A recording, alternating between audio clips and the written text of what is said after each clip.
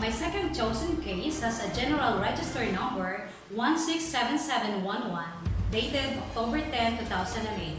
It's about the Office of the Ombudsman, the petitioner, versus Ramon C. Galicia, the respondent. Generally, the Ombudsman must yield to the school's division superintendent in the investigation of administrative charges against public school teachers. The rule and the exemption are at focus in this petition for review on certiorari of the decision of the Court of Appeals divesting the Ombudsman of jurisdiction. Quote from the records, the facts are as follows.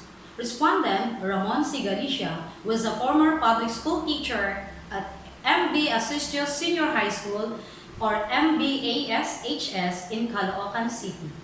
Based on the academic records that he submitted, forming part of his 201 file, Galicia graduated from the Far Eastern University with a degree in civil engineering but failed to pass the board examinations. He also represented himself to have earned 18 units in education in school year 1985 up to 1986, evidenced by a copy of transcript of records from the Caloocan City Polytechnic College. Likewise, he passed the Teachers Professional Board examination given on November 22, 1987. Subsequently, on December 2001, Reynaldo V. Yamsuan, then principal of the MBASHS, reviewed the 201 files of his teaching staff.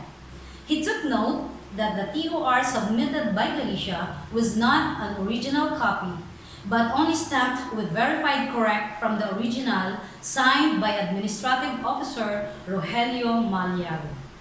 Yamsuan proceeded to verify the authenticity of the said TOR by requesting for confirmation from the school.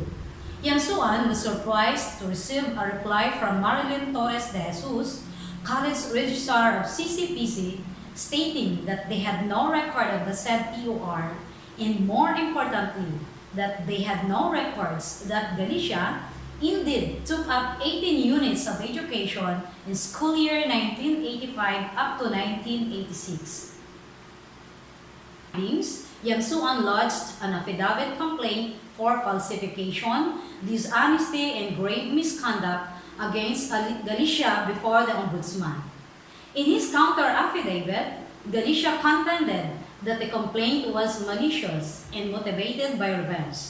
Yamsuan had an axe to grind against him. Earlier, he filed a falsification case against Yamsuan. The two likewise clashed on account of Galicia's chairmanship of the Teachers' Cooperative. Galicia stressed that the TOR he submitted was authentic, as shown by the signature of then College Registrar Rolando Labrador. He argued that the certification from the present college registrar that CCPC had no record of his TOR did not prove that the document was spurious. Rather, it only proved that CCPC's filing system of scholastic records was disorganized.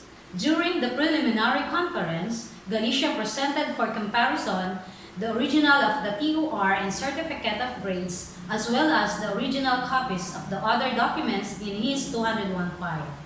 A subpoena dosis tecum was subsequently served upon Professor Marilyn T. de Jesus, Registrar of CCPC, to appear before the Evaluation and Preliminary Investigation Bureau for the purpose of certifying the authenticity of Galicia's school records.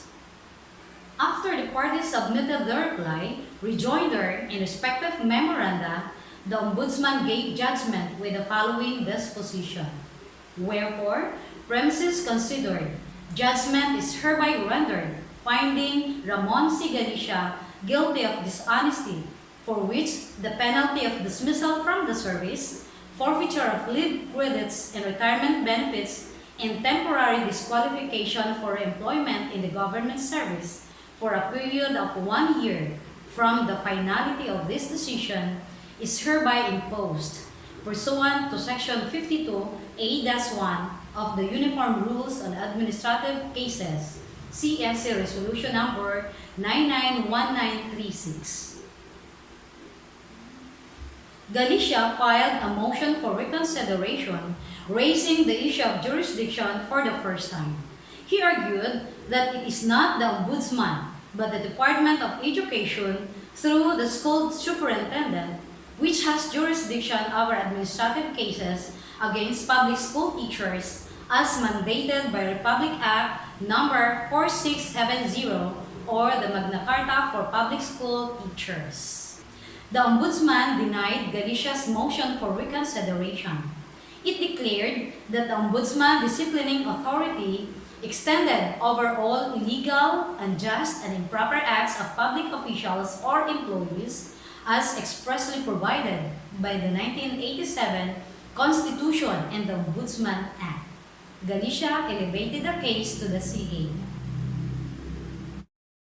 In January 20, 2005, the CA or the Court of Appeals reversed and set aside the decision of the Ombudsman, disposing as follows. Wherefore, in view of the foregoing, the instant petition is hereby granted and the decision dated October 18, 2002 as well as the order dated July 28, 2003 of public respondent are hereby reversed and set aside. Petitioner is ordered reinstated to his former position and is hereby awarded back wages from the time of his illegal dismissal until he is reinstated, and also all other monetary benefits that may have accrued to him during the period of his unjustified dismissal. Here are the issues, and this petition for review. The Ombudsman via Rule 45 imputes to the CA twin errors, viz. With due respect, the Honorable Court of Appeals erred in nullifying the decision of the Office of the Ombudsman on alleged jurisdictional infirmity. With due respect, the Honorable Court of Appeals erred in reversing the findings of fact of the Office of the Ombudsman, which are based on substantial evidence. Next is the ruling. The duty and privilege of the Ombudsman to act as protector of the people against the illegal and unjust acts of those who are in the public service emanate from no less than the 1987 Constitution. Section 13, the function and duties of the Ombudsman. The Ombudsman shall have the following powers, functions, and duties. Investigate and prosecute on its own or on a complaint by any person, any act or omission of any public officer or employee, office, or agency when such act or omission appears to be illegal, unjust, improper, or inefficient. It has primary jurisdiction over cases cognizable by the Sandigan Bayan, and in the exercise of this primary jurisdiction, it may take over at any stage from any investigatory agency of government the investigation of such cases. Section 9 of the Magna Carta for Public School Teachers grants jurisdiction over erring public school teachers to an investigating committee headed by the Division School Superintendent. The provision reads, administrative charges against a teacher shall be heard initially by a committee composed of the corresponding school superintendent of the division or a duly authorized representative who should at least have the rank of a division supervisor where the teacher belongs. In administrative proceedings, the complainant has the burden of proving the allegations in the complaint.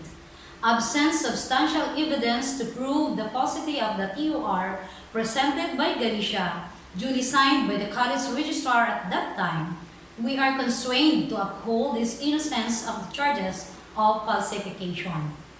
Galicia's original TOR, although belatedly submitted, is positive evidence that, indeed, he took up 18 units of education at the CCPC. The present college registrar's certification of the absence of Galicia's records in her office is negative evidence to the contrary.